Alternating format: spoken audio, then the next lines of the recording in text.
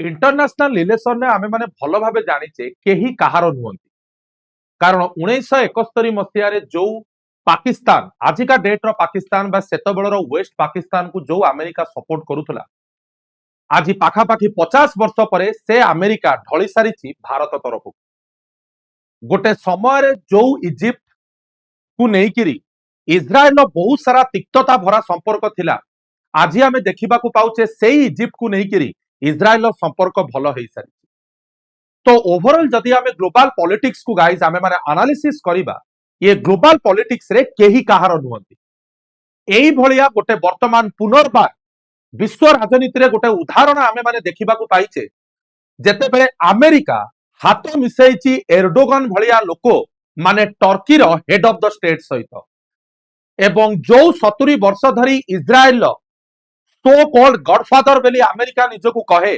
Jews मानकर protector बेली निजको America कहे आज सेई अमेरिका विरोध साजी सारी इज्राएल बा बेंजामिन नेतान्याहुंकर सबुठु बड़ शत्रु होउची आपण मानकर अमेरिका। तो कौन ए सब वर्तमान घटी एवं स्विट्जरलैंड रे जो ईरान एवं अमेरिका रो जो डील हबाकू थिला से डील ले वर्तमान न्यूज आसी जे आसिम मुनीर जे कि पाकिस्तान नो चीफ ऑफ डिफेंस तांकू मारिबा पे इज्राएल नो मोसाद प्लान करिथिला एटा को मु कहूनी गोटे न्यूज रिपोर्ट या ऊपर वर्तमान एनालिसिस करा जाईची। तो ए जिंस कोन केउ भली भाबरे अमेरिका रो आसिम मुनीर को मारिबा पे षडयंत्र रचा जाईथिला एथरे वर्तमान कोन इंडिया रो किछि होल्डिंग्स अछि कि एवं कोन एमिति आज्ञा परिस्थिति उठिला जोथि पे अमेरिका वर्तमान टर्की ये होउची सेई टर्की जे यूरोप भितरे टेररिस्ट मानकू पना दिए ये होउची सेई टर्की सेई एर्डोगन जे कि यूरोपियन यूनियन को सबु बेले धमकांती मते फाइनेंशियल असिस्टेंस दियो नहले मु कबाट खोली देबी टेररिज्म रो ये सबु जिंस को जे सामना को आनीची सियो होउची एर्डोगन एवं एर्डोगन भलिया लोक को अमेरिका आज डील करने को केवल जाऊनी आज्ञा F-35 रो 700 आपण मानकर डॉलर रो वर्तमान चुक्ति साइन करने को जाउची अमेरिका। तो आ पछर कारण कोन ये सबु जिंस को वर्तमान वीडियो रे आमे माने बुझिबा मु होउची कुमार दिग्विजय आपण मानकु स्वागत करूची वेदांत क्लासेस चैनल को जो माने आपण माने वीडियो देखुचंदी बा ओडिसा रे कॉम्पिटिटिव एग्जाम पे प्रिपेयर होउचंदी डू सब्सक्राइब आवर चैनल एवं जदि आपण मानकु मो वीडियो भलो लागे तेबे निहाती निजर फ्रेंड्स रिलेटिव एवं एस्पिरेंट मानकु वीडियो शेयर करिवे। तो वर्तमान जो जियो पॉलिटिक्स रे जो जिंस आमे देखिया को पाउचे ये होउची अमेरिका एवं ईरान नो डील को नै की उपजिथिबा वर्तमान अमेरिका रो टर्की सहित डील। तो ये डील कोन ये डील को नै की कोन पई वर्तमान एते कल्पना जल्पना बा डिस्कशन चलीची कारण न्यूज रे आपण मानकर हेडलाइन आसुची जे वर्तमान अमेरिका रो राष्ट्रपति डोनाल्ड ट्रम्प एर्डोगन जे कि टर्की रो हेड ऑफ द स्टेट तांकू बिक्री करबा को जाउचंती F-35 फाइटर जेट जोटा की पाखापाखि 700 मिलियन अमेरिकन डॉलर। तो वर्तमान मु आपण मानकू टॉपिक को जिबा पूर्वरु किछिटा जिंस हमकू हिस्ट्री को जिबा को पड़िबो ता पूर्वरु रिटर्स न्यूज चैनल भी आपण माने देखि परिबे US move ahead with 700 million jet engine sale to Turkey despite lawmaker concern माने कौन एमिति परिस्थिति उपजिला जोथि पई वर्तमान डोनाल्ड ट्रम्प को आपण मानकर F-35 रॉकेट जोटा की कुहा जाए विश्वर सर्वबृहत माने कैपेबल फ्लाइट जेट बा एयरक्राफ्ट आपण माने कहि परिबे कारण एटा स्टील्थ टेक्नोलॉजी रे तयारी करा जायछि जोटा को राडार रे डिटेक्ट करिबा it is very difficult impossible कहिले चले। तो ए सबु जिंस को विश्लेषण करबा पूर्वरु मु आपण मानकू टिके इतिहास को नबाकू चाहिबी। इतिहास रे आमे माने देखि सारिचे जे जदि गोटे समय रे जेतेबेले इंडिया और पाकिस्तान भितरे आपण मानकर डिस्प्यूट उपजिथिला सेतेबेले इयो होची आज्ञा सेही अमेरिका जे पाकिस्तान को बहुत जगह रे सपोर्ट करिकी इंडिया को एक तरफा बा एक घर किया कर देइथिला। आजिका डेट रे जदि सारा विश्वर बैंकिंग सिस्टम चलीची only because of the Jews population जेमती भारत रे पारसी लोक जदि अमेरिकार फेडरल बैंक आज चली only because of the Jews population बा इज्राएली लोक मानक पई इवेन डोनाल्ड ट्रम्प कर ज्वाई मध्य होउचंदी जने इज्राएली सिटीजन। तो कौन पे वर्तमान ଇରାନ ସହିତ ଡିଲ୍ କରିବାକୁ ଯାଉଛି, ଟର୍କି ସହିତ ଡିଲ୍ କରିବାକୁ ଯାଉଛି ଆପଣ ମାନଙ୍କର ଆମେରିକା, ଯୋଉ ଟର୍କି ଇସ୍ରାଏଲର ସବୁଠୁ ବଡ ଶତ୍ରୁ। ଇଏ କାହାଣୀକୁ ପଶିବା ପୂର୍ବରୁ ଆପଣ ମାନଙ୍କୁ ମୁଁ କହି ରଖିବାକୁ ଚାହୁଁଛି, ନାଟୋର ଯିଏ ଚିଫ ରୁଟ୍, ସିଏ କିଛି ଦିନ ପୂର୍ବରୁ ଦେଖା କରିବାକୁ ଆସିଥିଲେ ଡୋନାଲ୍ଡ ଟ୍ରମ୍ପକୁ, ଏବଂ ସେଇ ସାକ୍ଷାତକାରରେ ସେ ପଚାରିଲେ ଟ୍ରମ୍ପକୁ ଯେ ଆପଣ ବର୍ତ୍ତମାନ ଟର୍କି ସହିତ ଡିଲ୍ କରିବାକୁ ଯାଉଛନ୍ତି, ଆ ପଛର କାରଣ କଣ? ତ ଡୋନାଲ୍ଡ ଟ୍ରମ୍ପ ସେଠି ଓପନଲି କହିଥିଲେ ଯେ ଯେତେବେଳେ ମୁଁ ଇରାନ ସହିତ ଡିଲ୍ କରିବାକୁ ଗଲି, ସେତେବେଳେ ଯଦି ମୋ ପାଇଁ ସବୁଠୁ ବଡ ବାଧକ କିଏ ସାଜିଥିଲା, ସିଏ ହଉଛି ଇସ୍ରାଏଲ।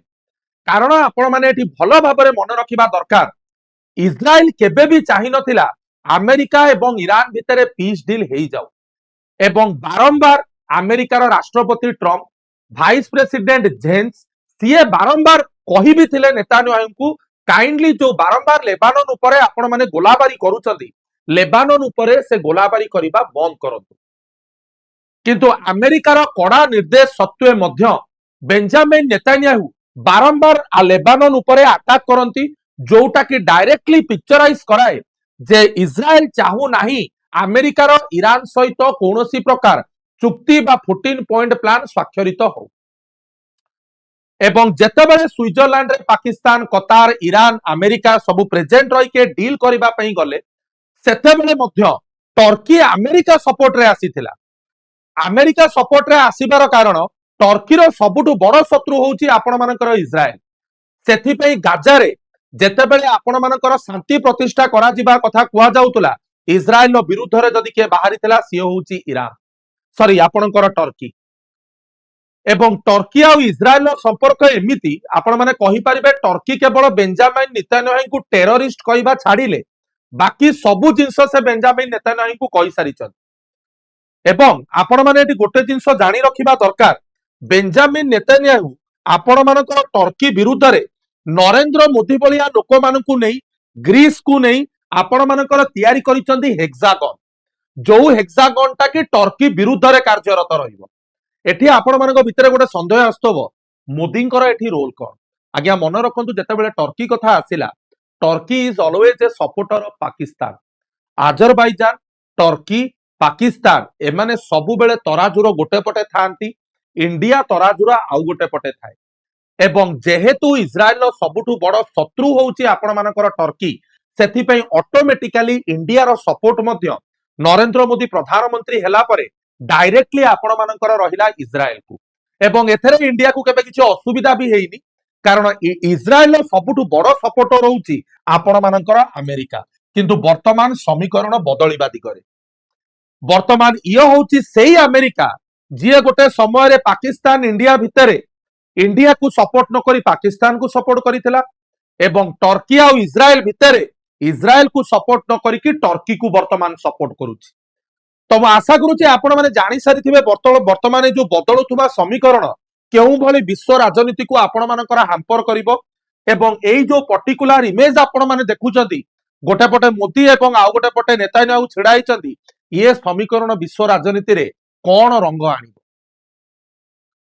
ତ ଯେତେବେଳେ ଆପଣ ମାନଙ୍କର ପଚରା ହେଇଥିଲା, ନାଟୋର ରୁଟ୍ ଯେତେବେଳେ ପଚାରିଲେ ଏବଂ ଡୋନାଲ୍ଡ ଟ୍ରମ୍ପ ଯେତେବେଳେ କହିଲେ କି ଇସ୍ରାଏଲକୁ ବିରୁଦ୍ଧରେ ଆମେରିକାକୁ ସପୋର୍ଟ କରିଥିଲା ଆପଣ ମାନଙ୍କର ଟର୍କି, ଏବଂ ବର୍ତ୍ତମାନ ଆମେରିକା ଟର୍କି ସହିତ 7 ମିଲିୟନ ଆମେରିକାନ ଡଲାର ଆପଣ ମାନଙ୍କର ଡିଲ୍ କରିବାକୁ ଯାଉଛି, ଗୋଟେ ଯୋଉଟା ହଉଛି F-35 ଜେଟ୍ ର। ଏଠି ମୁଁ ଆପଣ ମାନଙ୍କୁ କହି ରଖିବାକୁ ଚାହିଁବି, F-35 ଜେଟ୍ ସ୍ଟିଲ୍ଥ ଟେକ୍ନୋଲୋଜି, ଆଜ ଆଇ ସେଡ୍ ୟୁ, याकू राडार रे डिटेक्ट करिबा नॉट पॉसिबल, एवं बहु मात्रा रे वारहेड नेकी जाई पारे, डजन्स ऑफ मिसाइल आपण मानकर नेई परिबो, सिंगल फ्लाइट रे it can cover more than 2500 kilometre, 2800 kilometre cover करि परिबो। एवं एमिति नुह F-35 पे टर्की आगुरु केबे डिमांड करी नाही। टर्की आगुरु जेतेबेले 2018 मसिया रे, जेतेबेले 2018 मसिया रे अमेरिकार प्रथम थर राष्ट्रपति हेइतिले ट्रम्प, सेतेबेले टर्की सहित ए डील फाइनालाइज करि निया जाइथिला।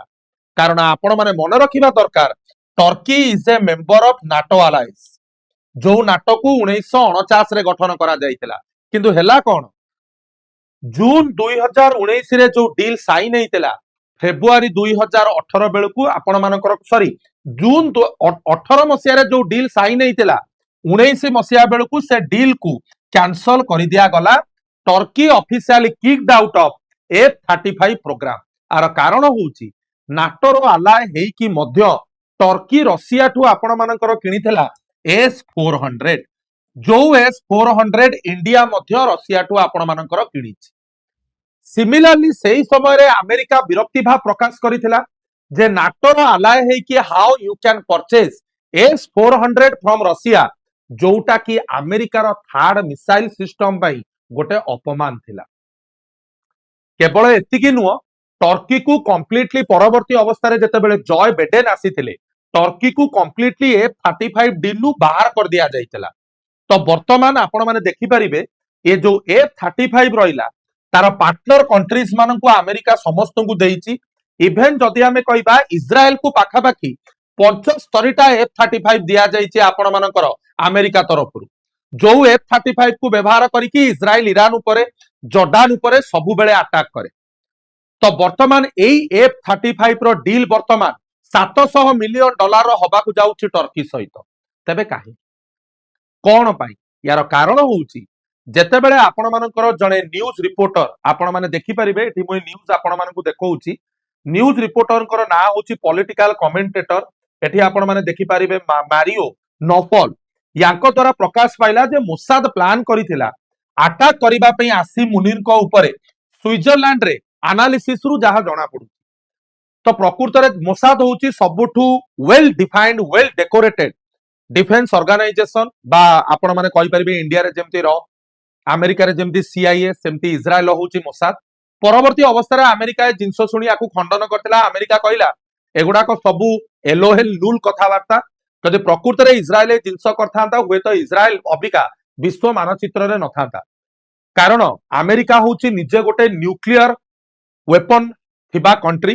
तो वर्तमान एई न्यूज आसिला परे सबु जिंस आसिम मुनिनकर जो अटैक करिबा ऊपर न्यूज को नै कि सबु जिंस को एनालाइज कराउछि कि हां इज्राएल प्रकृति अछि सीए करि पारे। काहे कि ना पूर्वरु जेते बेले भी कोनोसी लोको ईरान शांति प्रतिष्ठा पई चेष्टा करिसंती मार्च 2026 रो न्यूज आपण देखि परिबे Iranian security chief Ali Larijani को मारी दिया जाइथिला एयर स्ट्राइक रे 2 मास 3 मास तळर न्यूज मार्च 2026 रे।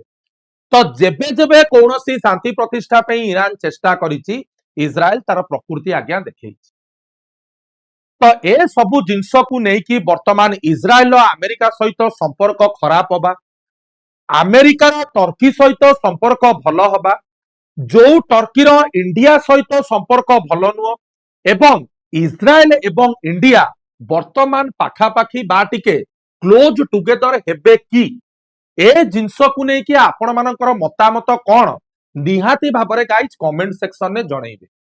मु एगेन आपण मानकू कहूची जदि आपण मानकू ए वीडियो गाइस भलो लागिथिबो वीडियो को लाइक करिवे चैनल सब्सक्राइब करिवे एवं निजर फ्रेंड्स मानकू वीडियो गाइस निहाती शेयर करिवे। देखाबा पुणी गोटे सुंदर एपिसोड रे किछि इन्फॉर्मेटिव जिंस सहित। आज पई एतिकी जय जगन्नाथ।